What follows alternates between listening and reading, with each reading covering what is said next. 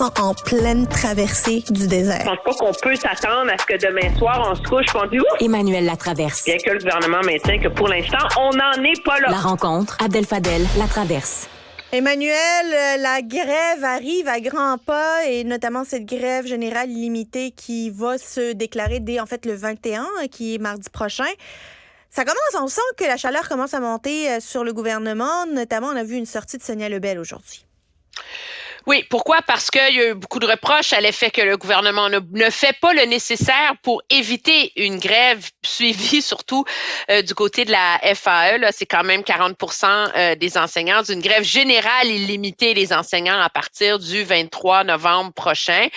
Et donc, oui, Mme Lebel, mais qui est très circonspecte dans sa déclaration, elle dit « Nous sommes conscients des impacts qui pourraient découler d'une grève générale illimitée. Je veux rassurer les parents qu'il y a un travail colossal qui se fait à l'heure actuelle. » Cependant, et là, elle revient à sa position de base, qui est de dire l'offre qui est sur la table, c'est 8 milliards, c'est nécessaire et objectivement, elle renvoie la balle dans le camp des syndicats en disant on ne peut pas progresser à un moment donné avant que je reçoive une contre-offre de la partie syndicale. Parce que c'est un peu l'espèce de situation surréelle dans laquelle on est où le gouvernement bouge et les syndicats ne bougent pas sur le nerf et l'essentiel.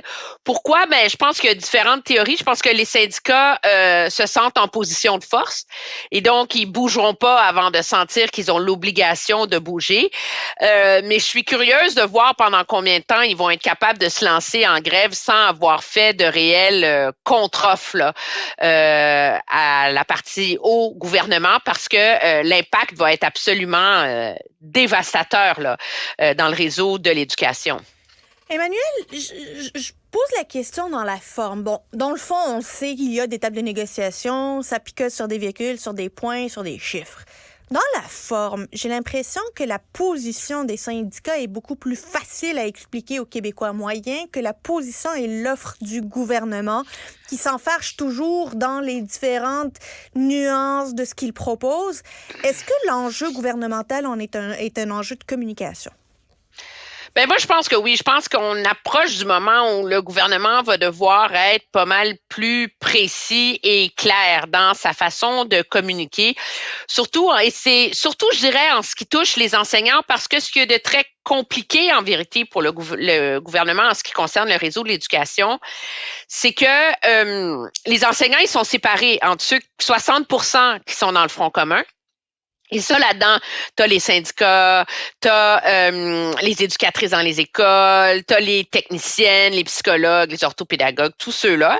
Puis après ça, t'as un autre syndicat avec 40% des profs tout seuls. Et le problème de la position dans laquelle se trouve le gouvernement, c'est que dans l'enveloppe là, pour rehausser les conditions de travail, ben il y a une partie qui est pas salariale en vérité. C'est le nerf de la guerre dans l'esprit du gouvernement, dans la mesure où on a rehaussé les échelles salariales des profs la dernière fois. Oui.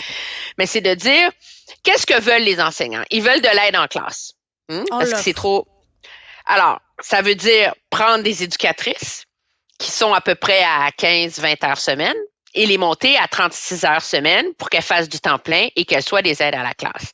C'est prendre des techniciennes en éducation spécialisée aussi, qui sont dans des conditions souvent à temps partiel, les rehausser. Donc, pour ces employés-là, ils vont voir leur salaire augmenter énormément, pas en termes de taux horaire, mais seulement en termes d'avoir soudainement un emploi à temps plein qui leur permet d'avoir un niveau de vie décent. Mais ça change beaucoup les conditions de travail des profs, mais ça ne met pas une scène dans leur poche. C'est ça. Alors, peut-être qu'au sein du Front commun, on est capable de faire passer la pilule parce que tout le monde est dans le même syndicat. Mais du côté de la FAE, ben c'est difficile pour la FAE d'aller dire à ces profs, j'ai eu des grosses victoires pour vous parce qu'il n'y a pas d'argent qui touche directement ces enseignantes-là. Puis l'autre problème auquel le gouvernement est confronté, et il est double. C'est que d'une part, il y a des choses que le gouvernement, de ce que moi j'en comprends et qu'on m'explique, que le gouvernement, au niveau national, serait prêt à consentir. Je vais donner un exemple. Là. Les charges, le temps de correction, les journées pédagogiques en télétravail. Ouais. OK? Pourquoi est-ce qu'il faut vraiment là, qu'une professeure rentre à l'école pour la journée pédago quand elle prépare ses prochaines 2 semaines de classe? Je ne sais pas, toi non plus. Mais il y a des centres de services scolaires qui ne veulent pas ça. Alors déjà, tu as ça. Puis à l'inverse, du côté des syndicats, c'est le même problème.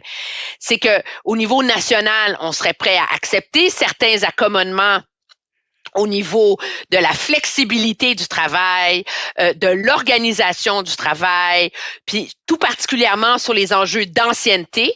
Donc, si on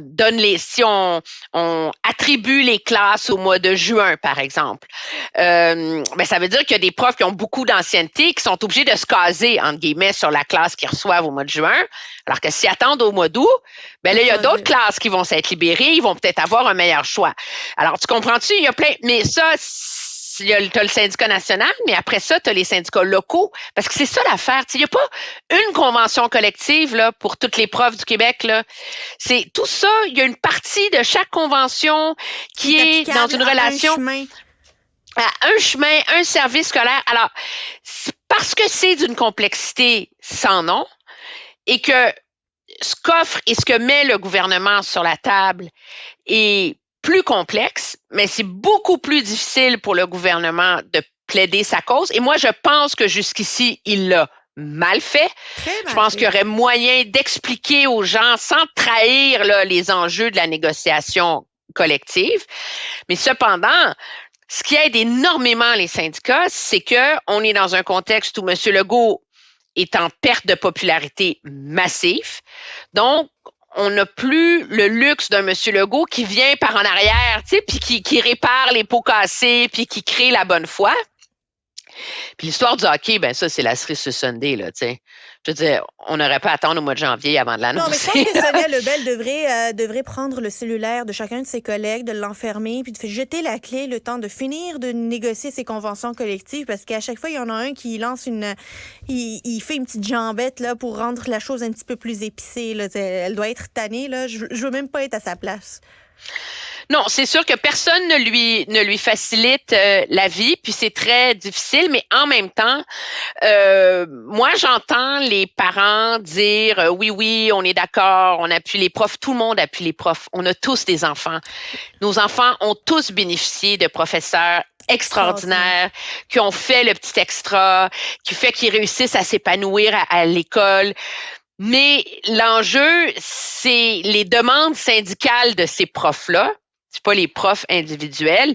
Et à un moment donné, si le gouvernement semble vraiment décider, parce que moi, c'est ce que j'entends, c'est qu'à l'heure où on se parle, il n'est pas question, on va le prendre le risque d'une grève générale illimitée, parce que le gouvernement se dit, la dernière fois, on a signé, on a acheté la paix, puis au bout de 2 cycles de paye, là, les bénéfices de la convention collective, ils étaient oubliés. Donc, cette fois-ci, il faut qu'on ait les gains en termes d'organisation parce que ces gains-là, c'est ce qui permet d'être plus flexible pour affronter la pénurie de main-d'œuvre. Mais c'est des grosses concessions de la part des syndicats en termes de leur pouvoir de gestion sur le réseau de l'éducation. Donc, d'un point de vue syndical, on les comprend d'être réticents. Mais à un moment donné, si on expliquait vraiment tous les détails de ça à la population et aux parents, est-ce qu'ils seraient aussi solidaires d'une grève générale illimitée en partant? Je ne suis pas certaine. Il y a beaucoup du capital politique de la CAQ qui est mis sur la table dans ces tables de négociation. Il n'y a pas juste 8 milliards de dollars. Il y a aussi beaucoup de capital politique, beaucoup de risques politiques pour la CAQ. On va voir si on va réussir à éviter cette grève-là ou si finalement on va devoir y faire face. Emmanuelle Latraverse, toujours un plaisir de te parler. Ça me fait plaisir. Au revoir.